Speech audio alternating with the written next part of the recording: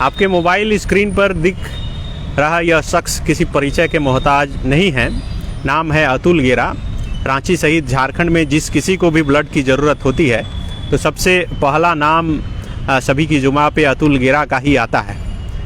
आज अतुल गेरा को धरना पर क्यों बैठना पड़ा, ये सबसे बड़ा सवाल है और यही दिखाने के लिए हम आए हैं। दरअसल राजभवन के पास कल से ही अतुल गेरा अपने तमाम साथियों के साथ धरने पर बैठे हैं।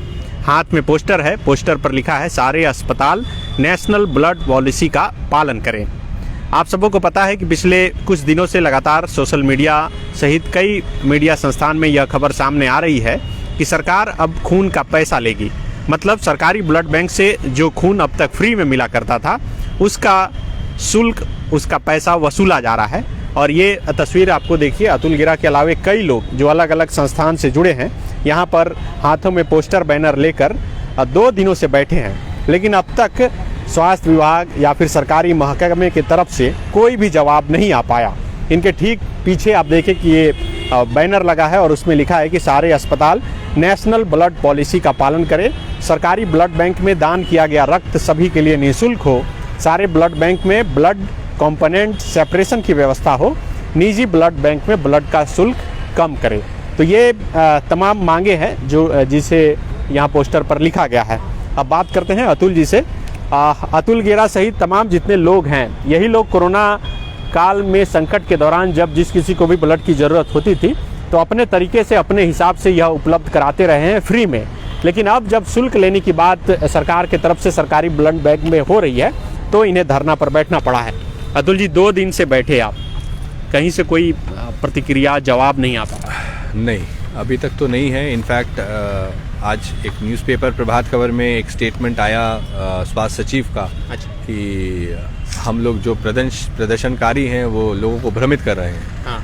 भाई भ्रमित हम क्या कर रहे हैं? ये तो 1050 रुपये भ्रमित तो आपका ये जो पेपर है ये कर रहा है। इस पेपर में पहला 2 दिन मुझे लगता है ज़्यादातर मीडिया वाले भी नहीं समझ पा रहे थे कि इस पे कुछ शुल्क लगने वाला है। बिल्कुल, ये सोशल मीडिया पर मैं भी देख रहा था कि कई लोग इससे कमेंट में डाल रहे हैं और बता रहे हैं कि इसमें लिखा हुआ है निःशुल्क।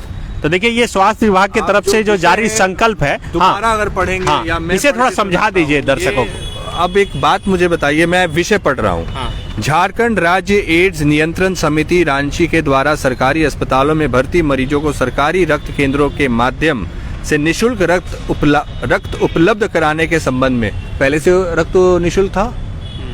विषय क्यों? ये तो पहले से ही निःशुल्क था सबके लिए। अब आगे बढ़ेंगे आप। झारखंड राज्य एड्स नियंत्रण समिति के द्वारा निम्न वर्णित तथा तथ्य विभाग के संज्ञान में लाए गए हैं।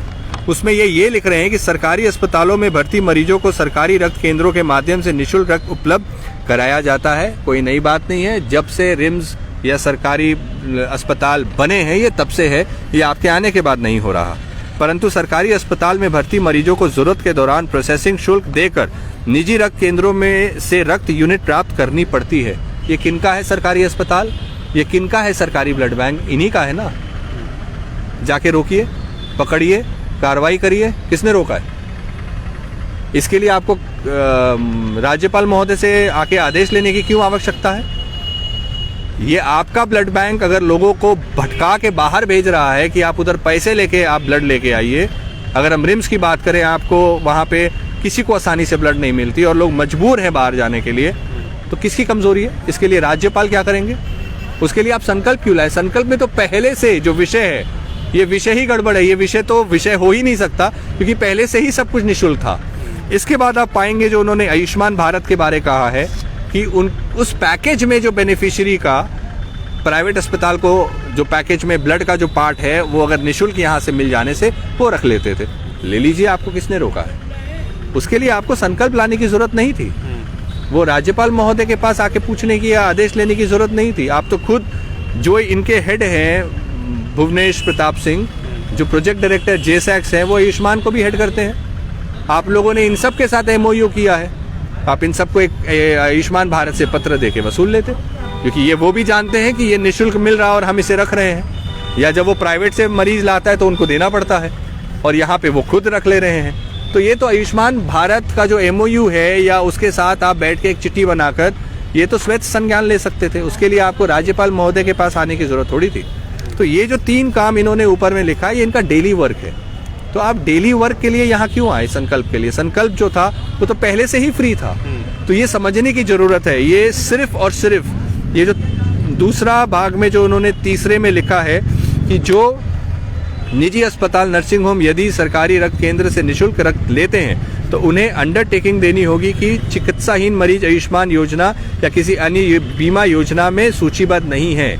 मतलब जो बीपीएल नहीं है मान लीजिए, या कोई बीमा नहीं है, आयुष्मान है तो उसको तो नहीं लग रहा, जो भर्ती मरीज है उसमें कोई परेशानी नहीं, लेकिन उसके अलावा जो इतनी बड़ी जो आबादी है और अत्यंत गरीब है, ये प्राइवेट अस्पताल बताएंगे ये अत्यंत गरीब है, ये सर्टिफिकेट देंगे कि वो बीपीएल है, और ये वो अस्पताल है जिनकी कोई क्रेडिबिलिटी है क्या? ये खुद तो आपका आयुष्मान का पैसा रख के बैठे हैं, जिनको आप सीधा नहीं लेके, अगर आप ये संकल्प का नाम भी लगा रहे हैं और पूरे कोरोना में लोगों ने देखा, और वो प्राइवेट तो अपने लिए बैठे हैं, 14 ब्लड बैंक किस लिए खोला, तो वो ये सर्टिफाई करेंगे और तब उनको यहाँ से मिलेगा।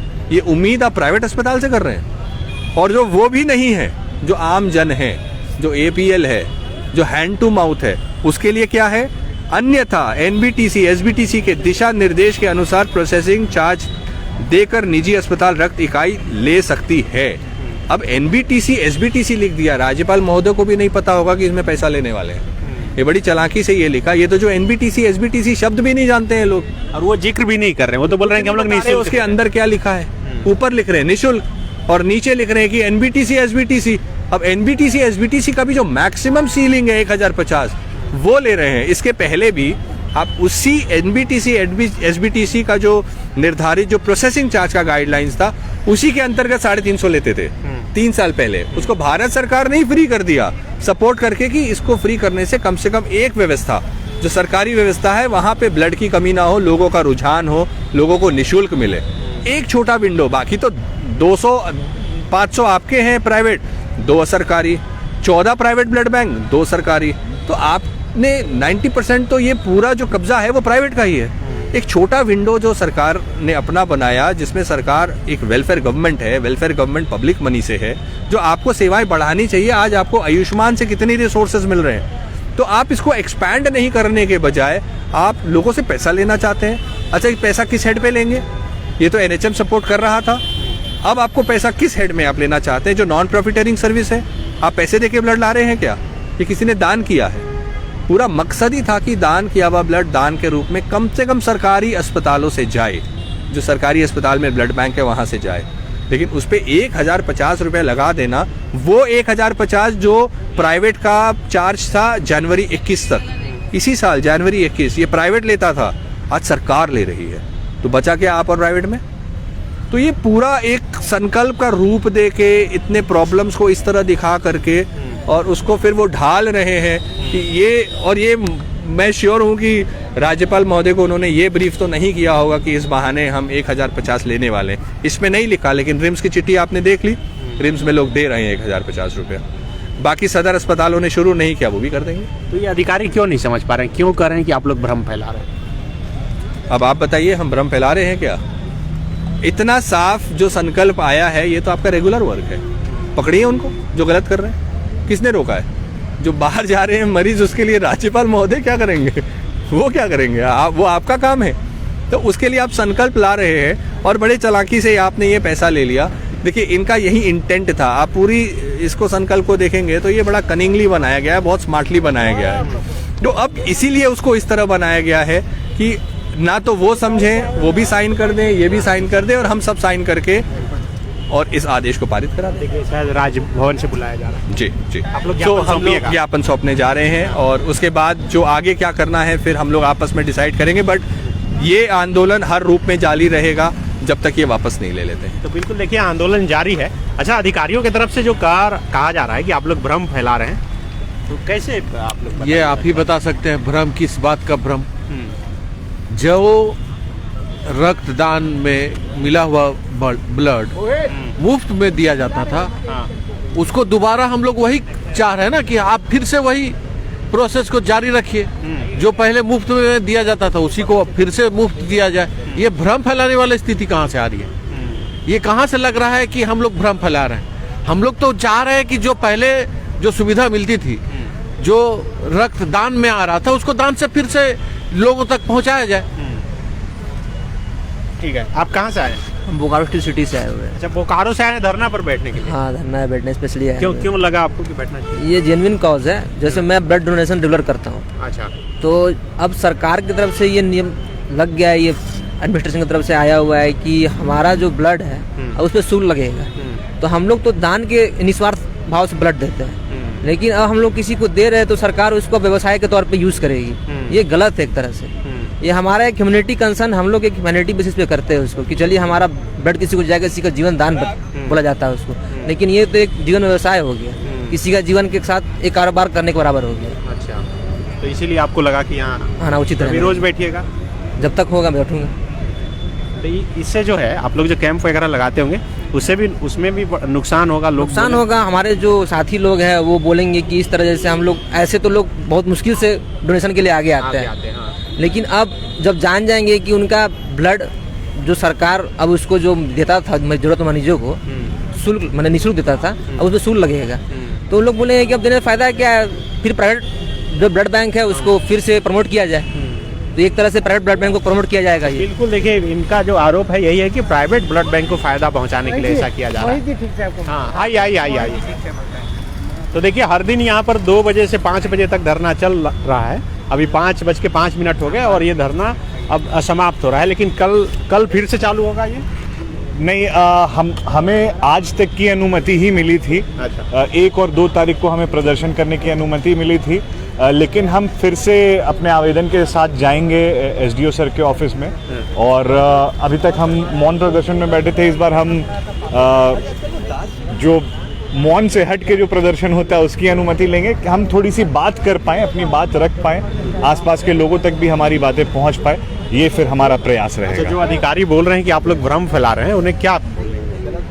नहीं, अगर आप ध्यान से वो संकल्प पत्र को देखेंगे ना तो आपको समझ में आएगा कि भ्रम फैला कौन रहा है। आप जब उसका विषय पढ़ेंगे और विषय के नीचे बिंदुओं को पढ़ेंगे तो आपको स्पष्ट हो जाएगा कि भ्रम असल में कौन फैला रहा है। तो वो तो बोलेंगे ही, उनको अपना प्रोटेक्शन तो करना ही है ना। ये जो बोल रहे हैं अधिकारी लोग कि आप लोग भ्रम फैला रहे हैं, ये बिल्कुल गलत बात है। और हम लोग बस एक अच्छा सेवा का जो कार्य है इतने सालों से करते आ रहे हैं, हम चाहते हैं कि ये सेवा आगे भी हम करते रहें। हम चाहते हैं कि जिस प्रकार हमारे इतनी सारी संस्थाएं एक साथ जुड़ के बराबर रक्तदान करती हैं और रक्त का आवश्यकता को पूरा करती है। आज सरकार थोड़ी कर पा रही है रक्त के नीड को पूरा नहीं कर पा रही है, ये हम लोग कर पा रहे हैं। बिकॉज हम लोग रोज़ साल भर मेहनत करके प्लान करते हैं कि यहाँ ब्लड डोनेशन कैंप होना चाहिए, वहाँ होना चाहिए।